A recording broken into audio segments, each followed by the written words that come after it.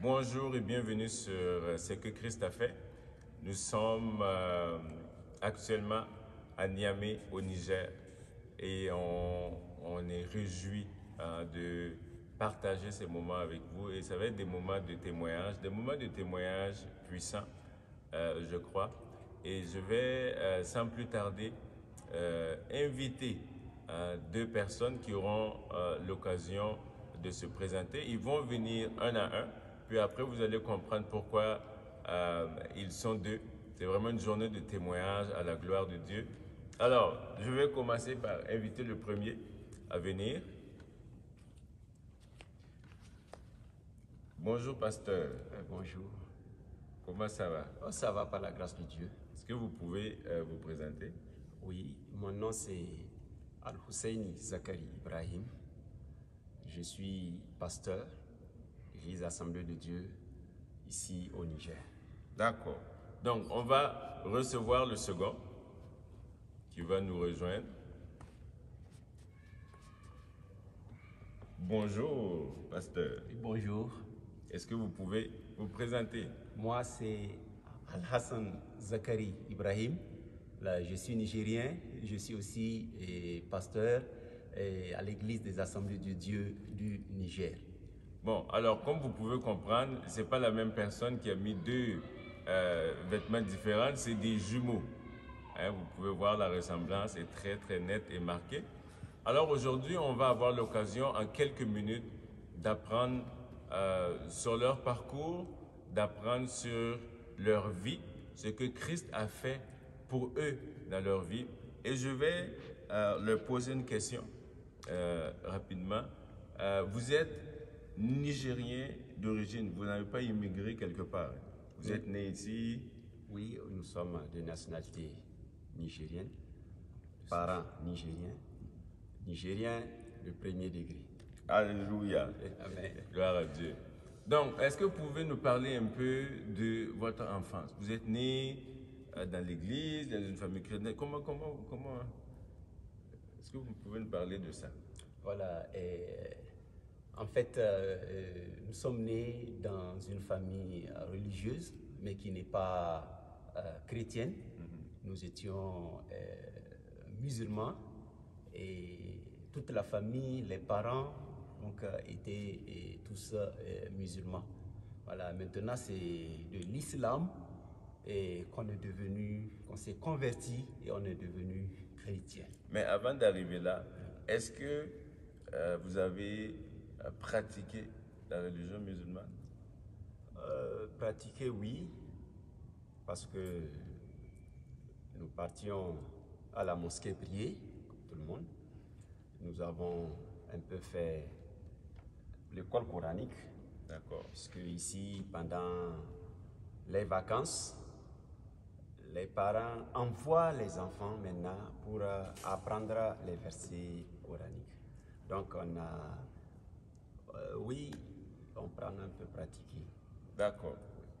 Et qu'est-ce qui se passe dans votre enfance ou dans votre jeunesse?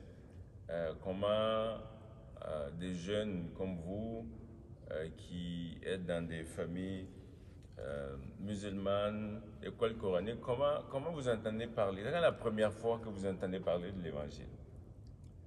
Eh bien voilà, et je veux aussi préciser une chose, hein, et quand on était à l'école coranique, on était vraiment très habile dans la récitation des versets bibliques, dans des versets coraniques. Et moi, je me suis dit que si Christ ne m'avait pas eu, alors peut-être que je serais quelque part dans une mosquée en train de donner, de diriger la prière. Parce qu'il m'arrive que souvent, quand celui qui fait l'appel à la prière, s'il n'est pas là, et c'est moi qui le seconde. Même en étant enfant? Oui. On parle de quel âge? Oui. On parle 13, 14 ans. Voilà, 13, 14, 15 ans. Voilà. Et parce que là-bas, à l'école coranique, les versets, vous les apprenez par cœur? Oui, c'est ça. Par cœur. C'est pour ça qu'on dit, on récitait, on nous apprenait à réciter. Voilà. Et on parle de plusieurs versets. Oui, ah ouais. Tout ce que vous lisez, vous devez l'apprendre par cœur. Par cœur, c'est par cœur. Wow. C'est par cœur. Et vous Même étiez- si tu ne sais pas ce que Ça veut dire? ça veut dire, tu dois apprendre ça par cœur et en arabe. D'accord. Alors, 13-14 ans, très habile à l'école coranique. Comment on rentre en contact avec l'évangile? C'était à Tilaberi, c'était pas ici. C'est une région qui est à 115 km d'ici. Et il y avait un missionnaire américain qui s'appelle Pasteur Tig, qui est venu ouvrir une église dans le quartier. Donc les gens partaient, il faisait beaucoup de campagnes, mais nous, on nous interdisait de partir parce que les gens étaient convaincus que dès que tu mets pied à l'église, on va t'envoûter.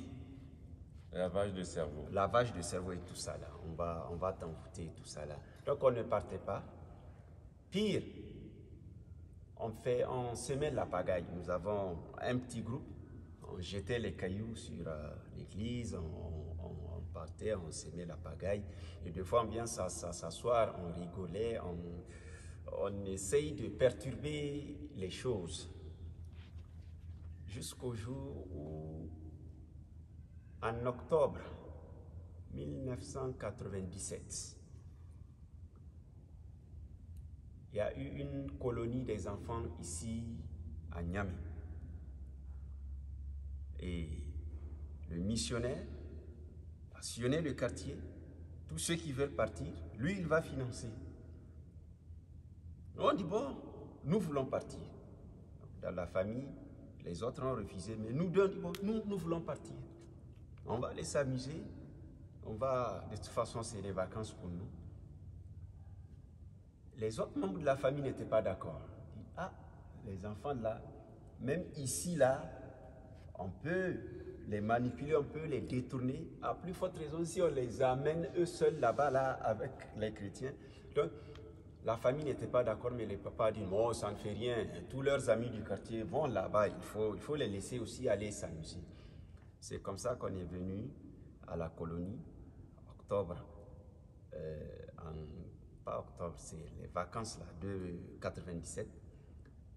Et pendant l'enseignement, pendant les activités, le Saint-Esprit a touché notre cœur. Nous nous sommes donnés, et le même jour que nous nous sommes donnés, voilà, le Saint-Esprit était descendu sur nous. Amen. Nous avons commencé à prier en langue comme ça.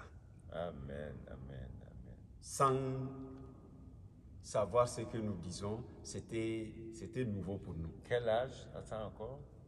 C'était 15 ou 16 ans comme ça. 15 ou 16 ans. Donc la journée où vous recevez Jésus, Oui. cette même journée, le Saint-Esprit vous dit, vous êtes baptisé du Saint-Esprit et vous parlez en langue. En langue. Parce que c'est lui qui nous a enseigné le jour-là, à enseigner sur le Saint-Esprit. Et puis, les gens parlaient en langue. Et là, je dis, mais ça, c'est quel genre de parole? On a accepté Jésus, on a confessé. Maintenant, dans la salle, quand on a commencé à prier, parce qu'on a fait d'abord l'appel pour ceux qui veulent recevoir Jésus. C'était avancé. Et puis, le Saint-Esprit est descendu sur nous après avoir accepté Jésus. Et c'était formidable. Amen, amen. Et bien avant ça, quand le film de Jésus a été projeté, et j'ai suivi le film, et dans tout ce que j'ai vu, c'est quand Jésus était à la croix du Calvaire, il a dit, Père, pardonne-leur car ils ne savent pas ce qu'ils font. J'ai dit, non, ça c'est une mise en scène des chrétiens. On ne peut pas frapper quelqu'un comme ça et humilier quelqu'un comme ça, torturer quelqu'un comme ça, et jusqu'à le tuer. Et lui, après, il dit qu'il pardonne. J'ai dit non, il n'y a pas un homme sur terre capable de faire ça. Et je me rappelle bien, j'ai parlé avec un chrétien, parce qu'en ce moment-là, je n'ai pas encore donné ma vie à Jésus. Je lui ai dit, ça, je peux accepter. Jésus a ressuscité les morts, Jésus a fait toutes ces choses-là. Mais pardonner, là, j'ai dit, non, ça, c'est une mise en scène. Et il m'a dit, non, c'est vrai. Et toi-même, si tu donnes ta vie à Jésus, Jésus te donnera cette capacité de pardonner. De pardonner. Et pour revenir à ce qu'il a dit, quand nous étions à ce camp des enfants, moi, personnellement, je voyais des gens parler en langue. Je dis, moi aussi, il faut que je fasse. Mais ça ne pouvait pas venir parce qu'en ce moment, je n'ai pas donné ma vie à Jésus. Et c'est là où j'ai commencé à prier moi-même en disant, Seigneur Jésus, j'ai assez joué. Et pendant tout ce temps, on partait à l'église, on faisait tout, on récitait les versets, parce qu'il y a le club des enfants qu'on fait, et des enseignements, des leçons bibliques à garder, des versets bibliques à mémoriser. Et si tu arrives à le mémoriser, la semaine qui suit, tu récites et tu auras des jouets, des cadeaux. Donc ça, c'est dans votre quartier? Ça se passe dans notre quartier. Où on faisait les clubs? Exactement. D'accord. Exactement. Ça, c'est avant que vous allez au camp? Avant de partir au camp. Voilà.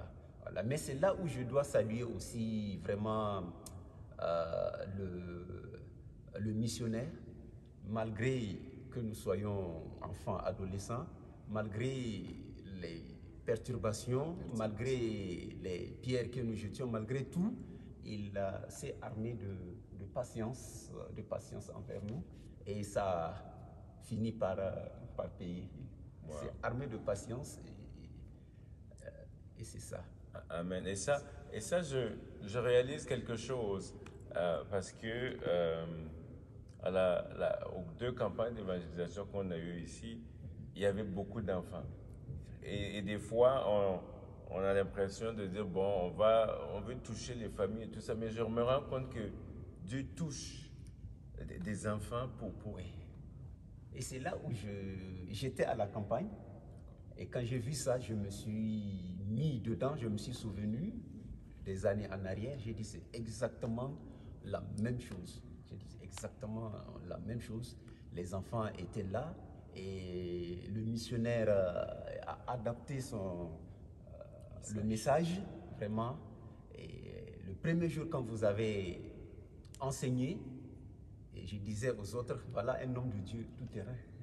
Un homme de Dieu qui sait adapter le message à son auditoire. Et j'ai dit, ça, il faut que je donne le témoignage pour que l'homme de Dieu sache que les enfants là, demain, sûrement qu'il y a des chrétiens parmi eux, tout comme moi avant. Amen, ouais. Amen. Et le contexte est particulier parce qu'on est dans un pays très musulman. Et vous avez noté aussi un point qu'après même la réunion, il y a des gens sont venus, ils se cachaient un peu pour venir voir. Oui, quand on fait des campagnes d'évangélisation, surtout avec des micros, la voix le son part loin et les gens écoutent. Les gens sont fatigués, spirituellement, moralement, les gens sont fatigués, mais il y a la pression sociale qui est là, de l'entourage qui est là.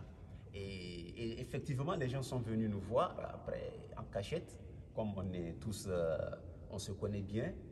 Donc voilà, on veut la prière. Et on a tellement prié qu'on a dit bon, il fait nuit, on va rentrer. Et si vous voulez la prière, venez voir le pasteur local. Et ça montre que vraiment les gens écoutent, et ça montre que les gens ont soif de ça, de Jésus, et ça montre qu'ils ont cherché partout, ils n'ont pas trouvé. La solution. Voilà, donc la dernière solution, c'est vraiment Jésus. Amen, amen. Maintenant, vous vous êtes présentés comme des pasteurs. Comment vous avez reçu l'appel de Dieu? Ok, avant de parler un peu de l'appel de Dieu, il faut dire que après le camp là, parce que nous partons dans des clubs des quartiers, Oui. bon, mais les parents ne se sont jamais inquiétés. On partait chaque mercredi soir, on s'amusait, on revient. Les parents ne se sont jamais inquiétés. Mais quand on a fait le camp pour les enfants là, on a accepté Jésus. Le Seigneur nous a baptisés de son esprit. Dès qu'on est revenu à la maison, la famille a constaté un changement. Vous avez même pas eu besoin de leur dire quoi que ce soit. Non, on n'a même pas. Dès qu'on est revenu, ils ont dit, ah, les enfants là, quelque chose s'est passé. Alléluia. Ils ne sont pas comme ils sont partis. Et c'est là qu'ils ont commencé maintenant à mettre la pression. Mettre la pression, des adolescents comme ça qu'on persécute, ça n'a pas été facile. Et quelques exemples de pression, c'est quoi, quand on dit pression là, c'est quoi, qu'est-ce qui peut se passer par rapport à la famille? Regarde, simple habit. Quand je demande, je n'ai pas d'habit. Un jour, on m'a répondu, va dire à ton Jésus de t'acheter des habits. Wow. Ça, on m'a dit ça un jour. Et à l'époque, un enfant comme ça, il va aller faire comment? Même pour le manger, les jours de réunion de l'église, si on va à l'église, au retour, là, vous ne mangez pas. On sait qu'il n'y a pas, on ne trouvera pas. Est-ce que vous avez pensé abandonner à un moment donné? Ah oui, oui, ça n'a oui. Pas à un moment, À plusieurs moments. Oui, à plusieurs moments. Mais le Seigneur a toujours su mettre des gens pour nous fortifier. Et vraiment, ça ne fait pas longtemps que j'ai rencontré un dans une église ici. C'est moi qui devrais prêcher, mais quand je l'ai vu, je ne sais même pas quand est-ce que les larmes ont commencé à couler. Et pasteur, c'est quoi? Un tel, vraiment, sans lui, je ne sais pas, est-ce que je serais dans la foi? Donc le Seigneur a toujours su mettre les gens qu'il faut à des moments qu'il faut dans notre vie. Amen. Pour que nous ne puissions pas abandonner. Voilà. Un jour, je me rappelle bien, c'était un mercredi, j'avais décidé, j'ai dit, bon, à partir d'aujourd'hui, j'arrête, je n'irai plus à l'église. Et je ne suis pas parti à l'église et une sœur a dit, ah, tiens, je n'ai pas vu le frère. Et après la réunion, je vais lui rendre visite. Or, chez elle, elle était même carrément opposée, mais quand même, elle est venue cette nuit-là. Pourquoi? Je dis non, moi j'arrête. Et elle a pris tout son temps pour m'encourager. Et je me suis dit que ce jour-là, si elle n'était pas venue, qu'est-ce qui allait se passer? Voilà. Et autour de vous, est-ce que vous avez été en contact avec beaucoup de personnes dont les familles s'opposaient, qui vivaient les mêmes persécutions que vous? Oui, justement. Nous n'étions pas les seuls à donner notre vie ce jour-là. Les enfants de Tillabéri qui étaient venus, beaucoup ont été persécutés. Malheureusement, beaucoup ont abandonné. Pour un enfant, ce n'est pas facile. Oui. Voilà. Nous étions un peu adolescents. Maintenant, il y a la pression de la famille, c'est vrai, mais la famille elle-même, c'est la pression, elle subit la pression de la société, le quartier, oui, voilà. Et quand on a fait le baptême, c'est le 26 octobre, n'est-ce pas? 26 octobre 1997, je ne peux pas oublier la date là. On a fait le baptême, c'était le baptême d'eau, oui, le baptême d'eau. Donc nous reçu le baptême dans le Saint-Esprit avant même Oui. avant de faire les cours Comme de les base. gens, comme les gens de la maison de Corneille. Justement. Et maintenant, quand on a fait le baptême, avant qu'on ne finisse et qu'on ne revienne à la maison, le bruit était répandu partout dans la ville. Que voilà. Donc partout où le papa passait, ou bien tout ça là, les gens parlaient, les gens disent que c'est leur faute, que demain Dieu leur demandera compte parce qu'ils n'ont pas su nous mettre sur le droit. C'est eux, et aussi ça jouait sur eux, et quand ils viennent, et aussi ils nous mettaient la pression. Mais une des choses qui m'a fortifié dans la foi, c'est que moi je partais à l'école avec un seul compris. Je lavais ça, je partais, je lavais ça, je partais. Et puis, je n'avais pas de bic, même pour écrire. Chaque jour, il faut que je dérange les gens. Bon, qui a 2 bics, il n'a qu'à me prêter. Et un jour, un mercredi, je me rappelle aussi de ce jour après la réunion, on a prêché sur la prière. Je suis venu avant de dormir, je dis, bon, ok, Seigneur, demain, je veux avoir un bic. Demain, je ne veux pas. C'était ma première expérience, c'est-à-dire, j'ai prié comme ça. Prière de la foi. Prière de la foi, merci. Le lendemain, je partais à l'école, j'ai ramassé un crayon sur la route. Moi, j'avais même oublié la prière que j'ai faite la nuit. Arrivé à l'école, je rentre dans la classe, je trouve un bic rouge et un bic bleu sur ma table. Alléluia. J'ai pris ça. Quand le professeur est rentré, j'ai dit, ah, monsieur le professeur, quelqu'un a oublié ses bics. Tenez, si la personne réclame, il faut lui remettre. Le professeur a demandé dans la classe.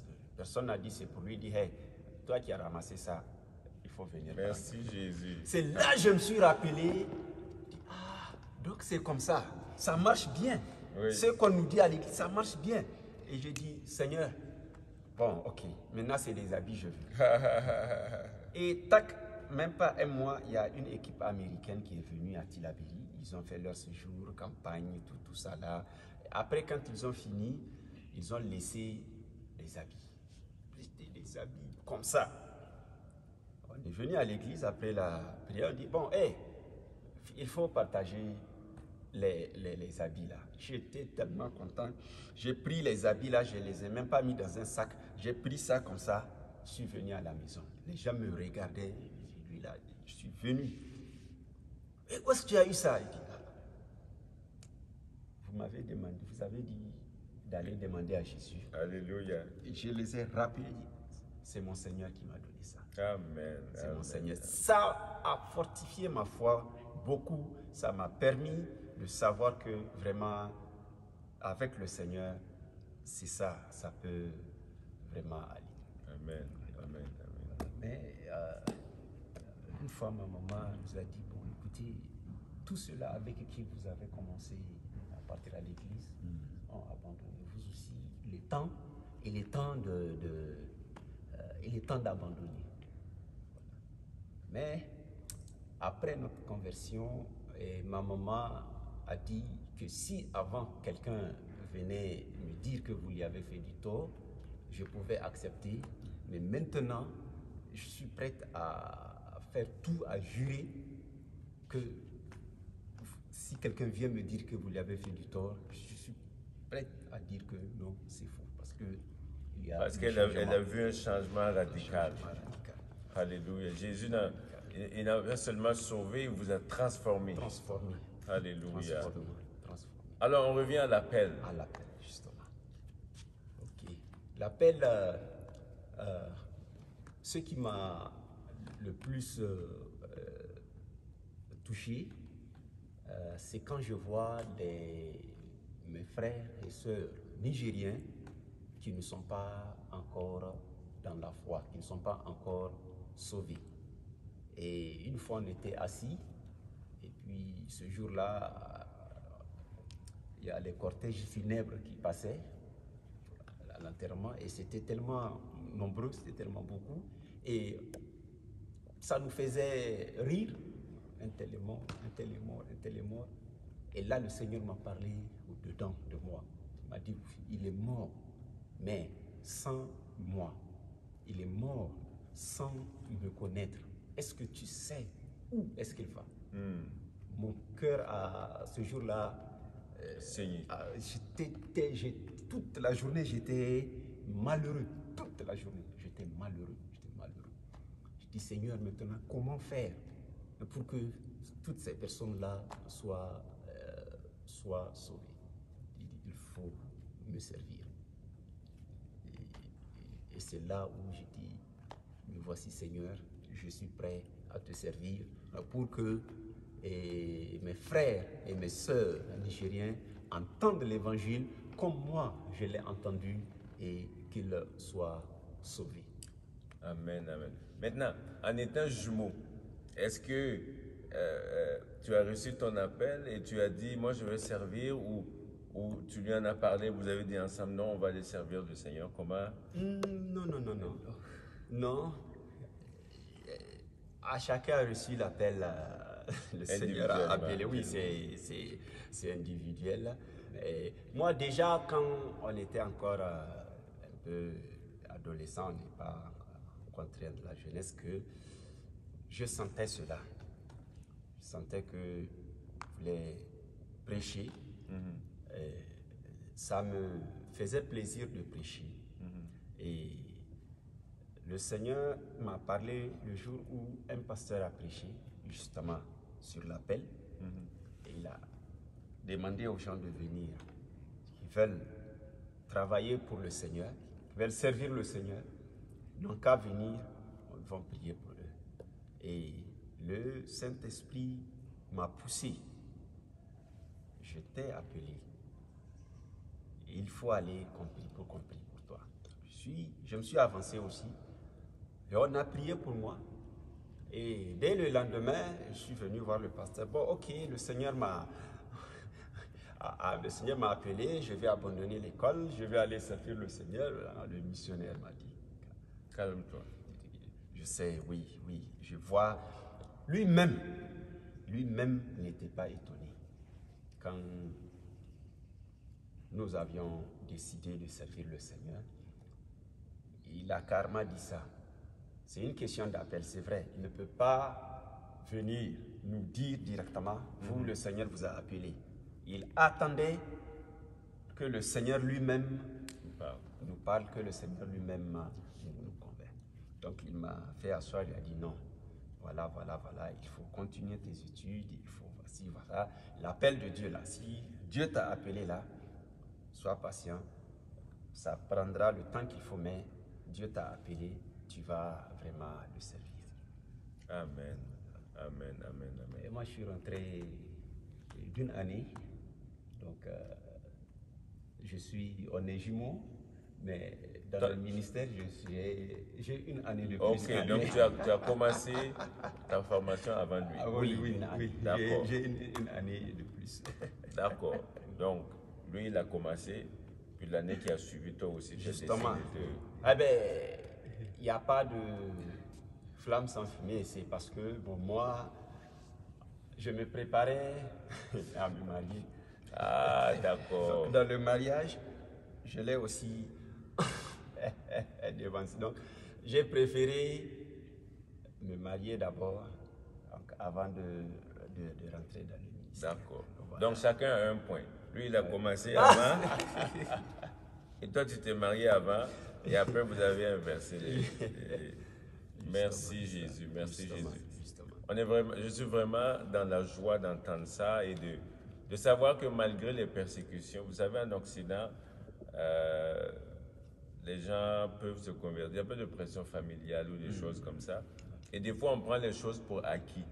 Mais encore dans des pays comme ici ou dans plusieurs pays, les gens peuvent être persécutés, même de la violence et tout ça. Maintenant, vous servez tous les deux le Seigneur, toi ici à l'église centrale et toi à l'intérieur, et c'est très très difficile.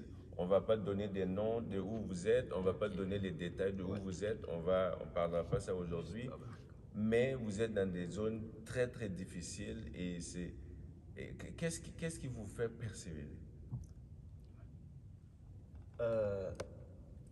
Parce que des fois, c'est au risque de vos vies. C'est la vie de l'apôtre Paul. Quand je lis, j'ai lu, j'ai même des études sur la vie de l'apôtre Paul, et je me dis que jusque-là, moi, je ne fais rien. Et ma famille, nous sommes une famille de 12 personnes. Nous sommes 3 chrétiens dans la famille. Il y a mon petit frère qui est diacre à l'église de Kouarkan aussi, qui est là. Donc, la famille me met la pression. Même avant-hier, je suis parti voir la maman, ils me mettent la pression pour que je quitte la zone. Je dis, mais si je quitte la zone, il va falloir quelqu'un obligatoirement pour faire le travail. Donc, si moi j'ai dit je vais quitter, et c'est lui qu'on va amener, lui il n'a pas de famille, lui ne veut pas vivre, donc ça me motive, et il y a beaucoup de travail à faire aussi, et donc c'est ça qui me motive beaucoup. Et ça, et en parlant de l'apôtre Paul, les disciples avaient même pleuré à Éphèse pour lui dire n'y va pas. N'y va pas à Jérusalem. Qu'est-ce que vous êtes là en train de pleurer, de me briser le cœur? Je suis prêt à aller non seulement à aller en prison, mais à mourir même pour la cause de Christ. Alléluia. C'est ça l'apôtre Paul. Et la Bible va dire comme ça, il dit lié par l'esprit, il se rendit. Justement. Wow. Donc chaque fois, quand je passe des moments, je n'ai pas dit que c'est facile, c'est très difficile, c'est vrai, mais chaque fois que je passe par des moments difficiles, je trouve mon réconfort en lisant la vie de Paul dans Actes des Apôtres et aussi ses épîtres où il explique vraiment son ministère. Amen. Est-ce que ça t'arrive d'être un peu inquiet pour lui? Oui, tout le temps. Tout le temps, parce que ce n'est pas facile. Mais, tout le temps, oui. Mais comme disait la parole de Dieu dans Néhémie Esdras, ça disait la bonne main de l'Éternel était sur lui. Justement. Et les accompagnait sur tous les chemins. Justement. Et je veux croire que la bonne main de l'Éternel est sur toi et sur vous pour accomplir la destinée glorieuse. On est vraiment dans la joie d'entendre ce que Dieu fait, ce que Christ fait dans vos vies et comment c'est important de s'aimer dans la vie des enfants et d'investir dans la vie des enfants. Oui. Parce que ce n'est pas l'église de demain, c'est l'église d'aujourd'hui. Justement. Et oui. Le missionnaire, c'est lui notre papa spirituel. Actuellement, il est missionnaire en Côte d'Ivoire. Voilà. Ça ne fait pas longtemps qu'il est venu ici faire un séminaire. Il dit, mais les enfants que j'ai laissés, aujourd'hui je viens, c'est eux qu'on appelle révérend. Il était fier. Il était fier, sa couronne. Amen. Et sa femme dit que dans les enseignements, que dans les prédications là-bas, ils ont chaque fois donné notre exemple. Merci Jésus. Il a vraiment s'aimé et voilà, aujourd'hui, nous servons le Seigneur. Alléluia. Vous me le permettez? Oui, un mot, la fin. Voilà, mon dernier mot est que nous sommes Nigériens et que les gens sachent qu'il y a des chrétiens nigériens et 100%. La question que vous m'avez posée en introduction, vous n'étiez pas le seul à la poser. Quand les gens entendent mon nom, Al-Hassan, et puis pasteur chrétien, souvent les gens disent ça ne colle pas. Tu es nigérien? Oui, je suis nigérien. Mais tu t'es converti quelque part, à la côte, tu étais en Europe. Il dit non, je me suis converti ici, au Niger. Et c'est pour dire qu'il y a des Nigériens vraiment chrétiens Alléluia. qui se donnent vraiment à Jésus. Alléluia. Et continuons de prier. Cela est possible que le Niger soit gagné vraiment pour le Seigneur. Alléluia. Amen. Merci Jésus. Pasteur, un dernier mot, un mot de la fin. Ce que je dis, continuez à prier. Il n'y a pas un terrain plus difficile pour le Seigneur. C'est vrai. Et nous allons continuer à faire l'œuvre de Dieu. Malgré les difficultés, le Seigneur est en train de faire son œuvre. Amen. Et s'il vous plaît, ne négligez pas le ministère auprès des enfants. C'est vrai. C'est très important parce que vous s'aimez, vous investissez. Dans quelques années, vous allez voir les résultats. Amen. Amen. Amen. Quant à moi, nous sommes tellement dans la joie. Ça fait quelques jours que nous sommes ici. On se sent en famille, à la maison. Hein, c'est difficile même de quitter dans les prochains jours, mais ce n'est que partie remise. Et j'aimerais, cher pasteur, prier pour vous. Amen.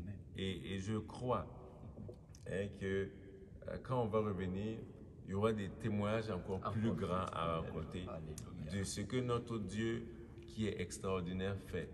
Et la Bible dit que là où la parole de Dieu, là où l'évangile est parti, elle gagne du terrain. Et la bonne nouvelle, c'est une puissance de Dieu pour quiconque croit. C'est une puissance de Dieu qui libère. Et on veut encourager les gens à faire de la mission que Jésus a donnée une priorité. La Bible dit comme ça qu'une église qui ne missionne pas est une église qui ne moissonne pas. Alors on veut que tout le monde ait ce cœur-là touché de dire il n'y a pas d'endroit difficile, aussi difficile pour le Saint-Esprit. Alors on veut vous remercier pour votre cœur. On veut prier pour vous pour que vous puissiez continuer à aller de l'avant. Et on veut prier pour ceux qui nous écoutent pour que l'appel de Dieu puisse être puissamment entendu dans vos cœurs et que vous aussi vous puissiez vous lever pour vos pays, pour vos régions, parce que Jésus sauve et il sauve encore. Donc on va juste faire un mot de prière ensemble et puis avant de terminer, donc on va juste prendre nos mains en signe d'unité. Je vais inviter mon ami, le docteur Alain, à venir et on va prier pour vous. On va prier vraiment de tout cœur que la main de Dieu se pose sur vous et que le Saint-Esprit soit votre guide, que Dieu pourvoie dans le nom de Jésus. Père, on veut bénir ton nom ensemble pour ta fidélité. Je prie, Père, pour qui tu es. Je prie, Seigneur, pour ta fidélité. Merci pour, Seigneur, ces hommes de Dieu que tu as établis, que tu as mis à part et qui portent déjà du fruit. Je prie, Père, que leurs fruits demeurent. Je prie, Éternel, que leurs fruits puissent toucher. Je prie, Papa, qu'au-delà de ce pays, tu puisses les envoyer, Seigneur, en Afrique, à l'extérieur, pour raconter leur témoignage et que des vies soient touchées. Je prophétise que l'espace de leur tente s'élargit. À partir de ces moments-là, Père, tu ouvres des portes que personne ne peut fermer. Tu ouvres des portes que l'œil n'a pas vu, que l'oreille n'a pas entendu, qui n'est pas monté dans le cœur de l'homme, que toi seul tu fais, Papa. Je prie au nom de Jésus qu'il continue à être une bénédiction pour leur pays et bien au-delà. Merci, Père, pour ta fidélité. Merci pour ton amour et ta grâce. Merci pour ce témoignage si bon et puissant. Merci parce que tu réveilles les cœurs de plusieurs qui se lèvent pour leur nation, qui se lèvent pour leur pays. Merci pour la puissance de l'Évangile qui libère. Sois béni et exalté dans le nom de Christ Jésus. Amen, amen et amen. Soyez bénis et à bientôt.